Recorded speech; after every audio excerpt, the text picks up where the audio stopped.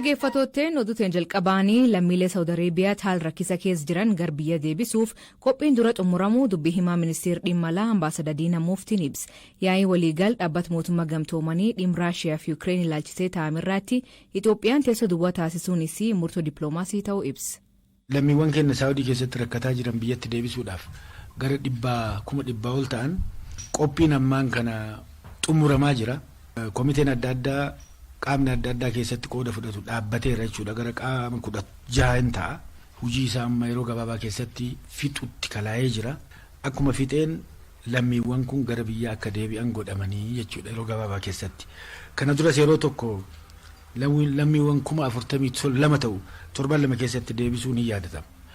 Akkasuma san ammas lammiiwwan rakkoorra jiranii uummanni hifatee jira, yeroon dheeratee jira. Kun dhugaadha. Haa ta'u malee humni biyyattiin qabduun uf gargaaramee wanti hojjetamaa jiru lammiiwwan kana gargaaruudhaa fi fedhii mootummaan qabu.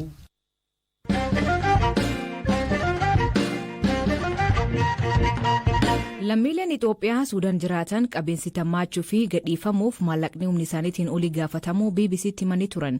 Baqattoonni hedduun UNHCR jalaatti galmaanii waan hin jirreef rakkoon garaagaraa isaan mudachuu dubbatan. Hedduun isaanii biyyaatti galuu barbaadanillee paaspoortii qabaachuu dhabuu fi karaan daangaa biyyoota lamaanii cufamuun filannoo dhabuu himan. Imbaasii Itoophiyaa Suudaan jiruutti dhimma diyaaspooraa irratti kan hojjetu obbo Tarrafaa Hayilee jireenyi uummata Itoophiyaa Suudaan jiraatanii maal fakkaataa jedhee gaafadhe. Yaa uummati Sudaan keessa jiru uummata silas karaa seera qabeessaan dhufe miti. Baay'eensaa harka 175 ol ragaa Afrikaa kan hin qabne paaspoora kan hin qabnedha. Eban biyya kana gaafa dhufan waraqaa eenyummeessaa biyyaallee hin qabani barra. Calluma jedhanii Sudaanii fi Itoophiyaa gidduu nageenyi waan tureef ollaadhas waan ta'aniif akka barbaadan dhufuu akka barbaadan galuu deebi'anii immoo akka baqataattis immoo UN'tti illee galmaanii jiran baay'een isaanii. Firaan dhufanii obboleessaan dhufanii karaa biraa immoo dallaalaanis kan isaan fide. Haa ta'u malee dinagdee baay'ee gadi bu'aa keessa kan jiraatan maaliif biyya kanatti namni tokko mana namaatti illee qacaramee hojjete doolaara 100 gadiidha kan isaan argatan. Amma immoo haalli jireenyaa qaala'ee jira, rakkoo hamaatu jira. Sanarrattis immoo walitti bu'iinsa mootummaa biyyoota lamaanii kan ka'e karaan gidduudhaan cufamee ture. Kunis rakkoo hamaadha jechaadha. Namni durii gaafa jireenya isitti cimu gara biyyaatti deebi'a. Gaafachi immoo haala tokko biyya kana haalli mijatu moo achi as deebi'a. Akkaataa kanatti deemamaa ture. Kellaadhuma irratti waa qarshii muraasa kaffalanii darbu turan kanaan dura. Qabiinsi gar poolisiitiin baay'ee nutti hammaatee jira jedhanii yoo poolisiin qabaman maallaqa humni isaaniitiin olii gaafatamanii kana akka embaasiitti gargaaruu fi wanti isaan hojjetan jira. Murtoo ammas karaa siyaasaatiin murtoomuun kan darbe aangoowwan mootummaa tu dabarsee nurra qofa miti. Mootummaa keenya qofatu hin taane saba keenya qofatu hin taane saba biyya kana keessa eeyyama malee jiraatu irratti murtoon kun darbe. Dhimma kana akka inni dhannee gaafannee jirra jechaadha. Dhimmoota kana warra hordofanii kan naqu keessaa tokko anis deemaan jira. Lammii Filiippiinsii yoo qabani nama muraasa keenya garuu al tokkichi yoo qabani nama 100 qabaachaadha. Kanaaf uummati kun hojiidhaan rakkoo hamaa keessa jira, dinagdeedhaan rakkoo hamaa keessa jennee jira. Isaan kan isaan jechaa jiran nuyi qabuu hin dhaabnu hamma gaararraa mootummaan nu dhaabsutti qabuu hin dhaabnu jechaa jiru. Nudhannee mana hidhaatti gaafachaa jirra. Qaamota dhimma immigireeshinii dhimma yakka ittisuu warra jedhaman kana keessa dhannee isaanii wajjiniin haasofnee hamma tokko harka keessa nuuf qabachaa jiru bara. Akka jalqabanitti gochaan jiran yaa'u garraamummaanis jira uummata kana keessa chokooti. Durii akkuma jettee biitii ollaa kun fedhan wal keessa deemanii deebi'anii amma immoo deemuu hin danda'anii gara embaasii deemnee paaspoortii faanuu kennaa jennee yoo kadhannu gara embaasii kana gargaarsa maatu argachuutti hin jiranii jedhu namoonni nu haasofsiifne. Kana deebiin keessa maali? Paaspoortii haaraan kan kennamu ministeera dhimma keessaati biyyatti kennama paaspoortiin malee biyya kanatti hin kennamu. Imbaasiin kun kan inni taa'ee jiruu fi paaspoortii nama jalaa dhumate haaromsuu maatii ragaa qaban paaspoortii qaban ijoollee isaaniitti paaspoortii haaraa kennuu ragaa dhalootaa kana kennuudhaaf ga'een imbaasiidha. Garuu nuti kanarra deemne maal jenne immigireeshinii Itoophiyaa wajjin haasofne bifa adda ta'een ragaan namoota kana adda ba'e paaspoortiin akka kennamuuf irratti hojjetaa jirra kun yoo nu jalaa turan malee nuyi ji'a tokko tuun ga'een dhimma kanan hojjennee karoorfannee jirra. Lakkoofsi uummata Itoophiyaa ka achi jiraatu agamgaa. Lammiin Itoophiyaa miliyoona 3 caalutu jira jedhaniiti kan isaan kaasan. Kan immoo as dhufee mootummaan Sudaanii kan hin beekne manattillee kan da'anii ijoollee qaban jiru. Amma ragaan sun sanaa olis ta'uu danda'a, sanaa gadis ta'uu danda'a. Amma qabatamaa ragaa qabatamaan hin jiru garuu isaan akka jedhu warri Sudaan miliyoona 3 kan caalutu jira jedhaniitu kan isaan kaasanii jechaadha. Sudaan jechuun Itoophiyaa lammaffaa jechuu dandeessa. As gadi baatee bakka uummatuma keenya agarta. Akkam nagumaa waliin jetta amaariffumaaf waan gargar ba'a malee nullee rakkannu afaanuma keenya haasofnaa jechaadha. Ulfaadhu. Ayishi kabajame aslii.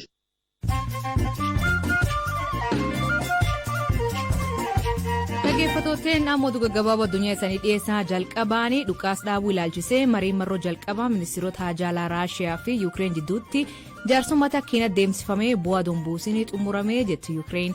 Ministeerri haajaalaa Yuukireen wanti Raashiyaan gaafatte harkeenadha jechuun qixxee jetti. Raashiyaan haleela warri lixaa weerar jedhuu fi isiin ammoo opereeshinii waraanaa jettuun Yuukireen keessatti erga eegalee torbaan lama guutee jirti. Raashiyaan haleellaa meeshaa waraanaa keemikaalaa raawwachuu maltii jedhu White House Press Secretariin waajjirichaa Jeen Saakiin Raashiyaan waraan baayoloojikaa Yuukireen irratti banuuf hin ooltu kanaaf hundi keenya hordofuu qabnaa jetti. Raashiyaan meeshaa waraanaa hin eeyyamamne fayyadamuu dandeettii jedhanii biyyoonni lixaa yaaddoo hama keessa jiran. Rakkoo Yuukireen keessatti deemaa jirtuu fi namoonni buusii kennan Afrikaa irraa deeggarsa gara Yuukireen deebisuun yaaddoo ta'uu himan. Dhaabbileen gargaarsaa kan Oxford fi Norwegian Refugee Council gargaarsi paasentii 70 kutamee Yuukireen deeggaruuf dabruu ibsan. Kun namoota biyyoota Afrikaa kan waraanaan miidhamanii fi hongeen rakkachaa jiranii fi dhiphin guddaa jedhan. Mootummaan UK abbaa qabeenyaa kilab kubbaa miilaa Chelsea Roman Abramovich Putin waliin hidhata qabaa jechuun qoqqobe. Biliyooniyaan lammi Raashiyaa kun dureeyyii Raashiyaa 7 qabeenyiin isaanii akka hin sochoonu guram keessaa tokko. Abramovich garuu kanaan dura pireezidaantii Putin waliin hidhata karaa maallaqaa hin qabu jedhee waakkate.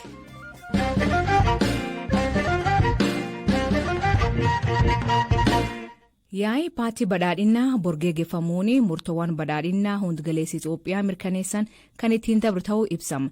Paartichi korgeeggeeffamuun kan ture kanaan dur ta'ullee sababoota garaagaraa keessumaa weerar COVID-19 mudate akkasumas waraan biyyattii keessa dhalateen turuu akka sababaatti kaasan.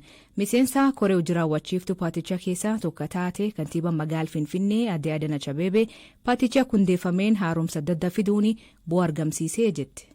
Biltsiginaa paartii ሊወለድ ማግስት ፓርቲን badhaadhinaa osoo hin hundeeffamin dura mootummaan federaalaa mindaa kaffaluufillee rakkoo guddaa keessa ture. Kufaatiin diinagdee guddaan gaheera. Maallaqni biyya akka baafamu tahaa waan tureef haaromsa diinagdee geggeessineerra. Diinagdee biyya keessaa biqilu fiduu qabna jennee hojjetaa turre. Dhaabbileen dhuunfaa hirmaachuu qabu. Hojiileen diinagdee biyya ijaaruu mootummaa qofaan ta'uu hin qabu jechuun akka diinagdeen dammaquu fi galiin kenna godhuun bu'aa itti arganneerra. Paartiin badhaadhinaa paartii jalqabbii irra jiru ta'uu isaarraa kan ka'e namootni tokko badhaadhina fakkaatuun kan seenan jiru. Miila isaanii tokko paarticha keessa. Isa kaan ammoo ala godhuun yaada paarticha kuffisuu danda'u bu'uura godhachuun hojjetaa turuun isaanii gufuun akka baay'atu godheera. Qajeelfama hojii paartichi kennuun alatti hojjechuun akka lammiileen walitti bu'an akka buqqa'an hojjetaa turan. እንዲጎዳ የማድረግ ስራዎች ሲሰሩ ነበር። Yaa'iin bor hoogganoota waan paartichaa uummataaf wadda galan raawwachiisan ni filata. Guddin dinagdee irratti xiyyeeffannoo guddaa hin kenna. Namoota ilaalcha paartichaan ala hojjetan of keessa hin qulqulleessaa jetti. የመጀመሪያው ፓርቲውን ጠንካራ ፓርቲ አድርጎ መውጣት walgahiin kun murteewwan gurguddaa ni murteessa. Inni jalqabaa paarticha cimaa godhuu irratti kan hojjetudha. Wantoota babbadanii turan guutummaatti qulqulleessuu baatus akka haalaan xiqqaatu godhuudha. Isa itti aanutti ammoo sirriitti qulqullaa'uun akka paartiitti filatamee naamusaan kan geggeeffamu godhuuf hojjenna. Paartiin waan uummataaf waadaa gale raawwatuu danda'u godhee cimsuuf murteewwan jajjabaa ni fudhata. Itoophiyaa keessatti nageenyi waaraan akka dhufu barbaanna.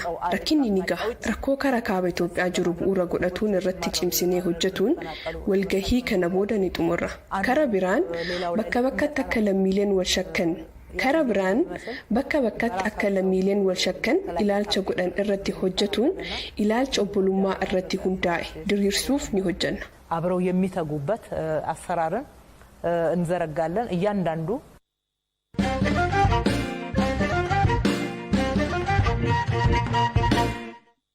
Miidiyaaleen mootummaa Itoophiyaa fi kanneen mootummaan hidhat qaban akkasumas miidiyaaleen dhuunfaa qaama deeggaraniif qofaa jidduugal godhatanii waan hojjetaniif dirreen miidiyaa biyyattii fi ogummaa gaazexeessummaa haal rakkisa kee jiraachuu ogeeyyii miidiyaa himan.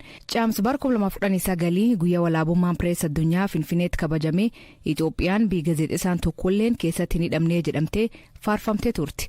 Kun yeroo dheeraa hin turre rakkoo miidiyaalee nam keessa jiran hordofee ogeessi miidiyaa Eeliyas Masarat akkan jedha.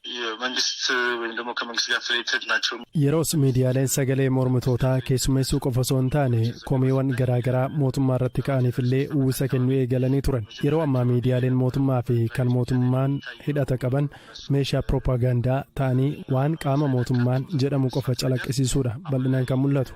Kaan hafee qondaala mootummaarraa kan dhufe osoo homaallee hin gulaalamiin bahaadha kan jiru. Kan nama gaddisiisu miidiyaalee mootummaa fi kan dhuunfaa walabummaa ediitoraalii isaanii gaaffii keessa kan galchudha. Rakkoo sana hordofee dhufu ilaaluun ta'uu danda'a. Walaba ta'anii kan hojjetan hin jiran jechuu miti. Kanaan alaa irra caalaan isaanii duuchaatti deeggaruu yookaan duuchumatti mormuutu irraa mul'ata.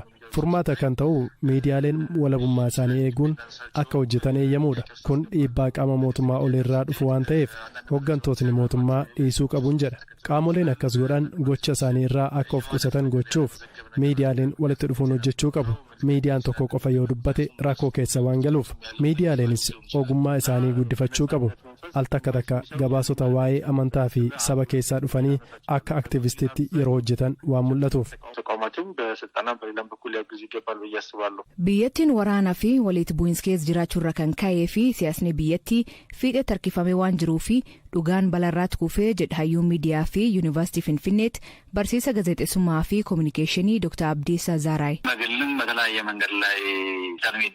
Miidiyaan hedduun akka dhuunfaattis ta'e karaa adda addaa ogummaa eegee osoo hin taane gama dhaabbateef ni ta'a jechuun looguun odeeffannoo dhiyeessa. Harka mootummaa keessa kan jiru yoo ta'es rakkoo caasaas waan qabuuf waraannis waan jiruuf akkasumas piroopaagandaaf itti fayyadamuuf waan ta'eef kan mootummaa guddisanii agarsiisuun ni jira.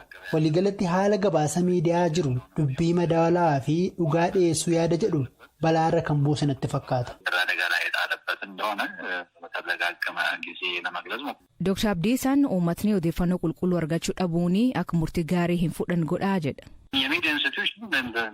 Akka dhaabbataatti haalli amanamummaa isaatti dhabuu fi fudhatama dhabuu ariifataa dhufa. Hawaasni odeeffannoo dhugaa hubatee murtoo qajeelaa akka hin kennineef kan dhiyaatuuf odeeffannoo haqarraa fagaate waan ta'eef kana dhaga'uun murtii sirrii fudhachuuf ni rakkata. Wantoota raawwataniif eenyutti gaafatamuu qaba kan jedhus adda baasee beekuuf rakkootti ta'eera. Kana sirreessuuf biyya kamittuu siyaasni otoo hin sirranne miidiyaan hin sirratu.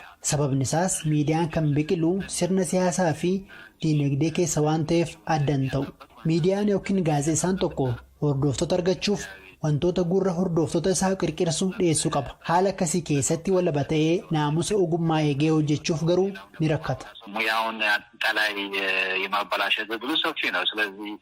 Dhageeffattootteen sagantaan irraa ganumaa oduu dabalataa weebsaayit keen BBC News Afaan Oromoo irra dubbisa. Nu waliin turuu keessaniif ulfaadha isaniin jedha. Mammaansi galgal kanaa dhalee lakkaa'uu dadhabee jettu kurupheen tokko dhalte. Hiikan isaa maani koomenti keessatti nu beeksisa. Sagantaa kan qopheesse Zalaalem Taadessaa gam teknikaatiin Mubaarak Abdallah keessaniif dhiyeessan asli galgalooti. Agborisaatti akkana nagawaa akee bulaa oraa bulaa deebana hangafamaan dhan bulaa.